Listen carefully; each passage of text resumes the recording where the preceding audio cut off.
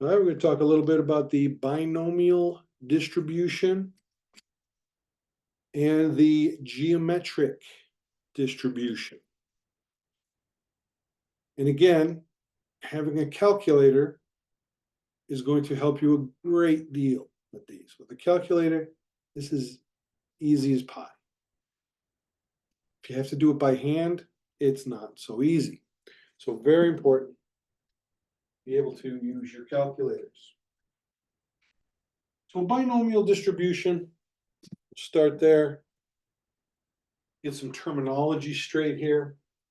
We're going to let n be the number of trials, so meaning the number of times that we perform whatever it is we're doing, the experiment, flipping a coin, rolling a die, the number of times we flip a coin, that's going to be the n number.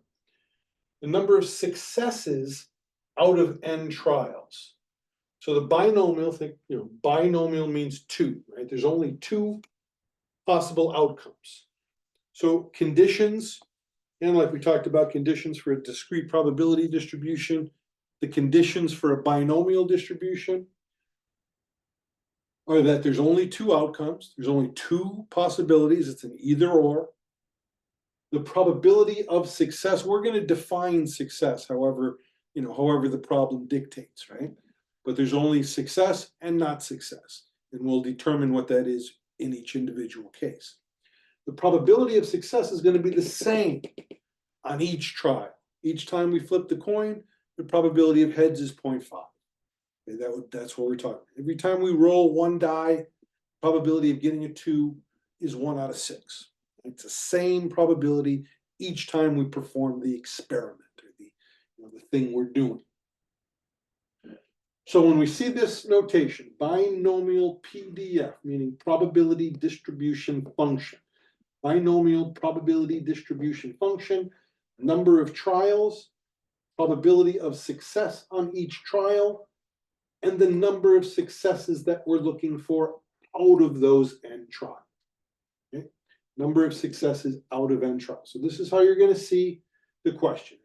If you see this notation, that means you're finding the probability of getting X number of successes out of n trials given a probability of success being the same on each trial. Now you'll see this formula perhaps in your book. I'm going to show you how to do this on the calculator. If you don't have a calculator, then you have to do it like this. We haven't even talked about combinations yet, but this is a symbol for the number of ways you can choose the X out of n. Say you're saying 3 out of 10 successes. Well, you can choose the first 3 trials. You can choose the second, third, and fourth, the third, fourth, and fifth. This is a way of determining how many ways we can choose the number of successes out of the number of trials. And that's a very known formula dealing with factorials. But you don't have to use that if you have a decent calculator. So again, just the notation, this means the probability of getting X number of successes out of n trials. That's what this notation means. So again, for example, the simplest example, flipping a coin. We're going to call heads a success. Now you can call tails a success. You determine what the success is, just be consistent in each problem once you make that determination and get the probabilities right. Here, heads and tails have an equal probability of 1/2. But we're going to call heads a success. We define what a success is. In this case, if it's a fair coin, the probability of success is going to be 1/2. So if I say here, using that example, out of 10 flips of a coin, knowing that the probability of heads is 0.5 on each one of those flips, what's the probability that I get 9 heads out of 10 flips? Probability of 9 successes out of 10, given a probability of success of 0.5 on each trial. If you don't have a calculator, you got to first determine the number of ways you can choose that 9 out of 10, which is a combination using this formula. We won't talk too much about that because I'm assuming you all have decent calculators and won't have to do this. 0.5, you raise to the number of times you want that success. Think of the multiplication rule. These are independent events. Each flip of the coin should have no effect on the next flip of the coin. So we're just multiplying the probability of success 9 times and the probability of not success, which happens to be the same in this case, once. Okay, these exponents are always going to add to the number of trials. If you have to do it by hand, you can, and you'll come up with this number. I'm going to show you on the calculator how simple this really is. I'm going to mention a couple of other things. First, I guess we can go back and forth, right? So let's go to our screenshot here. Make sure I don't have anything, passwords up on my screen here. Okay. So here is my handy dandy calculator again. And let's go now, let's clear the screen. And we're going to look here at distributions, this blue distribution above the variables button. So we're going to go there, second function variables to get to distributions. And we get a nice list of these different distributions. We want to go down to binomial PDF. Okay, so here's binomial PDF, probability distribution function. We'll talk about this in a minute. This is the cumulative distribution function. I guess I can mention it now.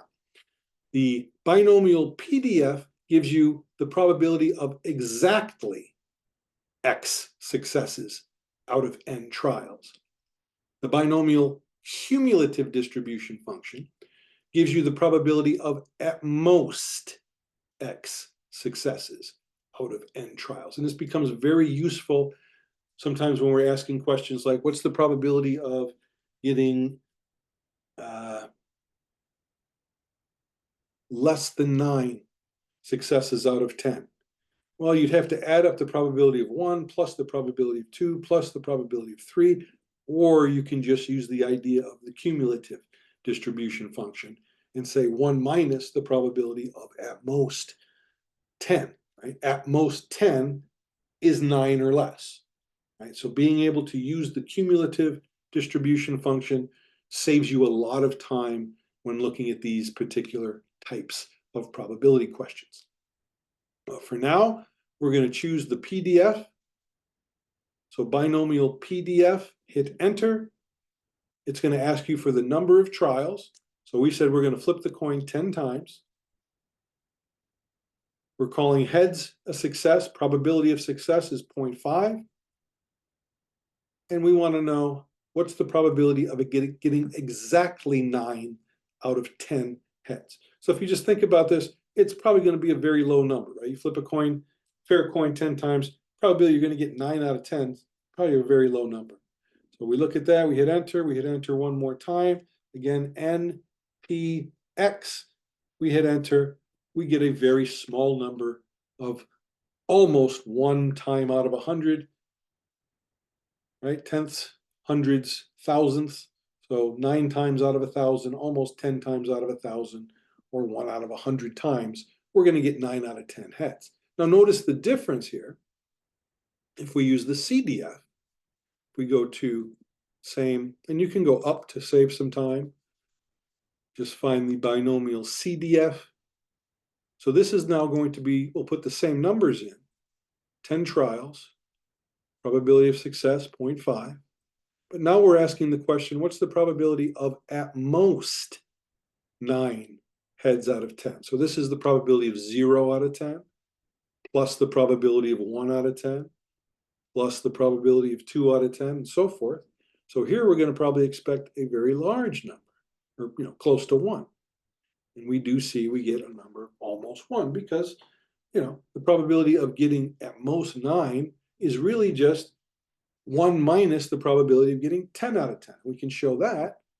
Let's just show that. If we go to probability of getting exactly 10 out of 10, so PDF, 10 trials, 0.5. Probability of getting exactly 10 out of 10 heads is this very small number. This means you move the decimal 4 spots to the left. So 1, 2, 3, 4. So we got 3 zeros and a 9. So notice this very small number plus this very large or close to 1 number is going to equal 1, right? Because the probability of getting exactly 10 or the probability of getting 9 or less has to equal 1, right? Because that's the whole sample size. All right, so know the difference between PDF, that's the probability of exactly 9 out of 10, whereas CDF is the probability of at most 9 out of 10. All right, so let's go back to the board here and look at a couple other things. Okay, so we talked about this. That's the number we got for the probability of 9 out of 10. And this was the probability of at most 9 out of 10. Very small number, very large number, close to 1. So CDF versus PDF, very important to make that distinction. This stands for probability distribution function, exactly X out of N, cumulative distribution function, at most X out of N. Very useful as we move on through this chapter. Notice also, at most 9 out of 10, you could have added up exactly 0 out of 10, plus exactly 1 out of 10, plus exactly all the way up to 9. But obviously that's going to take a lot longer. That's why we like this cumulative distribution function.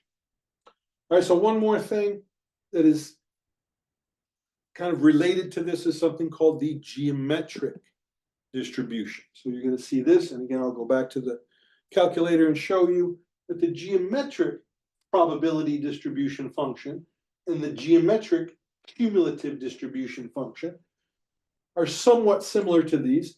The geometric gives the probability, the PDF gives the probability that the first success will occur on the nth trial. So using our example, we could say, what's the probability that if I flip a coin 6 times, what's the probability that my first head is going to be that 6th trial? Right? We don't care about number of trials here. We're just flipping it until we get a success. Right? So that's why there's no X here, because we're not talking about a number of successes. We're talking about the first success occurring on the nth trial. And the cumulative distribution geometric function tells you the probability that the first success occurs by that nth trial.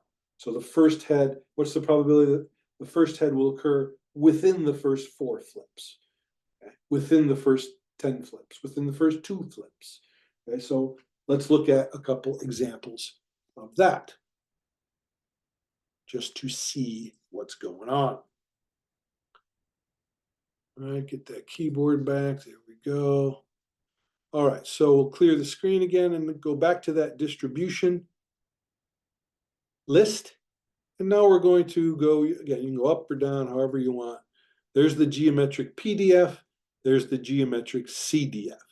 So if we say geometric PDF, and we say, again, the coin flipping, so 0.5 is the probability of success. And let's make it sense here. Let's say, what's the probability that we get our first success on the first trial? Well, hopefully you already see what the answer is going to be here, right? It's going to be 0.5, right? Because we're flipping a coin once. It has a probability of 0.5.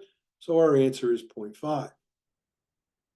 If we say, what's the probability on the first success is going to occur on the second trial? Well, that means we got tails on the first one. And again, think multiplication rule. If we get tails on the first, that's 0.5. And then heads on the second, that's 0.5. They're independent events. So it's going to be 0.25, right? And hopefully you kind of see what's happening here. We're going to get 0.25. If we want, that's 1/4, right? 0.5 is 1/2. 0.25 is 1/4. If we went to 3, it would be 1/8, right? 2 cubed. If we went to 4, it'd be 1/16, and so on. But if we use geometric CDF, now we're saying, what's the probability if the probability of success is 0.5? If we're flipping a coin a fair time, what's the probability that we get our first success on the 5th trial? Well, that's going to answer this. Should be a large number, right? Because 5 flips, we probably get ahead by then.